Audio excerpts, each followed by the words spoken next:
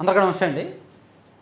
గత నెల రోజుల నుంచి మనం ఎక్కువగా తెలుసుకుంటున్నది, చదువుతున్నది, మీడియాలో తెలుసుకుంటుంది, రకరకాల పత్రికల్లో వార్తల ద్వారా చదువుకుంటుంది, సిట్ దర్యాప్తు చేస్తోంది, రాజకీయంగా యుద్ధానికి దారితీసింది లిక్కర్ స్కామ్. 2019 నుంచి 2024 మధ్య వైసీపీ అధికారంలో ఉన్నప్పుడు రాష్ట్రంలో సుమారుగా 3,000 కోట్లకు పైగా మద్యం కుంభకోణం జరిగింది. అందులో ప్రతి నెల 50 నుంచి 60 కోట్ల రూపాయల వరకు జగన్మోహన్ రెడ్డి గారి వరకు వెళ్ళేది. అలా చేర్చడంలో కీలక పాత్ర పోషించింది రాజ్ కసిరెడ్డి. ఆ ముడుపులు సేకరించడంలో కీలక పాత్ర పోషించింది సజ్జల శ్రీధర్ రెడ్డి. ఈ మొత్తాన్ని డీల్ చేసింది మిథున్ రెడ్డి గారు అండ్ విజయసాయి రెడ్డి గారు, సో అండ్ సో అని చెప్పి సిట్ ప్రాథమికంగా నిర్ధారించి వాళ్ళందరినీ కూడా అరెస్ట్ చేసింది. ఇందులో విజయసాయి రెడ్డి గారు కొంచెం సేఫ్గా బయటపడ్డాడు. ముందుగా ఆయనకి వాసన వచ్చింది కాబట్టి కొంచెం దూరంగా జరిగి ఆయన సేఫ్ జోన్ ఆయన చూసుకున్నాడు. కానీ మేబీ అదేం జరుగుద్దో చూద్దాంలే. సో ఇప్పుడు లిక్కర్ స్కామ్ ఒక్కటే కాదు, నిజానికి వైసీపీ హయాంలో ఉన్నప్పుడు చాలా వ్యవహారాల్లో అవినీతి జరిగింది. ఇప్పుడు ఇసుక వ్యవహారం బయటకు వస్తుంది. అసలు లిక్కర్ కుంభకోణం కంటే ఇసుక కుంభకోణం పెద్దది అనే అనుమానాలు వస్తున్నాయి.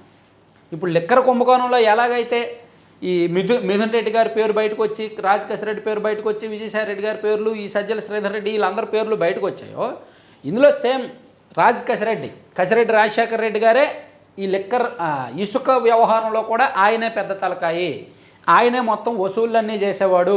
సుమారుగా నెలకు 180 కోట్లు జగన్మోహన్ రెడ్డి గారికి లబ్ధి చేకూర్చింది, ఈయన ద్వారా వెళ్ళింది అనేది ఈరోజు ఈనాడులో రాశారు. ఈరోజు ఈనాడులో ఒక పెద్ద వార్త వచ్చిందనమాట. లోపల పేజీల్లో రాజ్ కసిరెడ్డి ఇసుక కుంభకోణంలో కూడా కీలకమే అని. సరే, ఈనాడులో వచ్చింది కాసేపు పక్కన పెడితే, నిజానికి వైసీపీ అధికారంలో ఉన్నప్పుడు నెల్లూరు జిల్లాలో ఉన్న సిలికా శాండ్ కావచ్చు, అలాగే నెల్లూరు, ప్రకాశం, రాష్ట్రంలోని చాలా ప్రాంతాల్లో ఉన్న సాధారణ ఇసుకలో కావచ్చు, చాలా ఆరోపణలు వచ్చాయి. వైఎస్ఆర్ కాంగ్రెస్ పార్టీలో కీలకమైన నాయకులు ఎవరైతే ఉన్నారో వాళ్ళకి ఇసుక రీచ్లు అప్పగించారని, వాళ్ళ ద్వారా నెల నెల సేకరించారని కొన్ని అభియోగాలు ఉన్నాయి. విజయసాయి రెడ్డి గారికి చెందిన వాళ్ళకి, ఆయన సిఫార్సు చేసిన వాళ్ళకి, అలాగే అప్పట్లో సునీల్ కుమార్ గారు ఉన్నారు చూడండి, కాకినాడ ఎంపీగా పోటీ చేశారు, ఆయనకు సిఫార్సు చేసిన వాళ్ళకి, అలాగే శేఖర్ రెడ్డి గారని చెన్నైలో ఉంటాడు, ఆయనకు సిఫార్సు చేసిన వాళ్ళకి, అలాగే ఈయన అనిల్ కుమార్ యాదవ్ గారు ఉన్నారు, ఆయన సిఫార్సు చేసిన వాళ్ళకి, ఇలా వైసీపీలో ఎంపీల స్థాయిలో పోటీ చేసి ఓడిపోయిన, అంటే పోటీ చేసిన ఆ స్థాయిలో ఉన్న వాళ్ళు ఎవరికి చెప్పారో వాళ్ళకిచ్చి వాళ్ళ ద్వారా వీళ్ళు డబ్బులు సంపాదించారు అనేది ఒక అభియోగం, ఒక ఆరోపణ అన్నమాట. అయితే నిజానికి ఇసుక కుంభకోణం విషయంలో పోలీసులు, ఏసీబీ డెప్త్గా వెళ్ళట్లా, ప్రభుత్వం కూడా డెప్త్గా వెళ్ళట్లా. మద్యం కుంభకోణంలో వెళ్ళినంత లోతుగా గనుల కుంభకోణం, ఇసుక కుంభకోణంలో వెళ్ళట్లా. దీనికి కొన్ని కారణాలు ఉన్నాయి. నాణ్యానికి రెండో వైపు కారణం ఉంది. దానికి కారణం ఏంటంటే ఇసుకలో ఈ ప్రభుత్వం కూడా గట్టిగానే వేసుకుంటున్నారు. ఇసుక ఫ్రీ అని, ఉచితం అని చెప్పినప్పటికీ తెర వెనుక వసూళ్లు గట్టిగానే జరుగుతున్నాయి.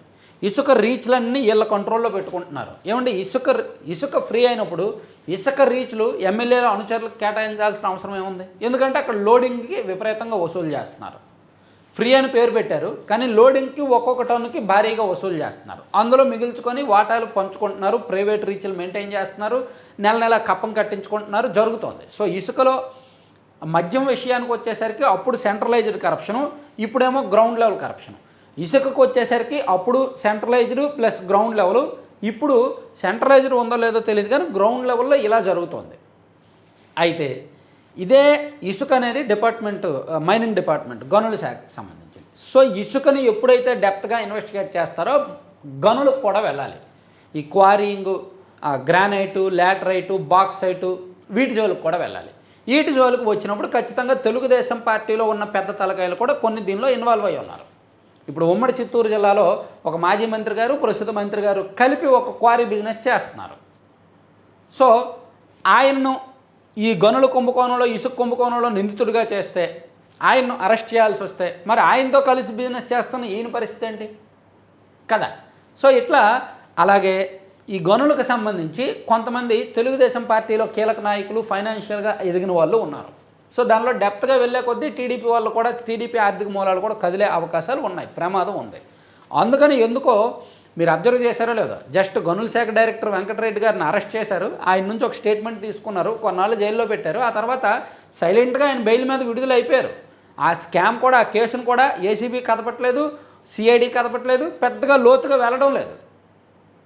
మేబీ దీనిలో కొంచెం వీళ్ళ తలకాయలు బయటకు వస్తాయనే భయమేమో, లేదా వాళ్ళతో కలిపి బిజినెస్ చేస్తున్నారనే భయమేమో.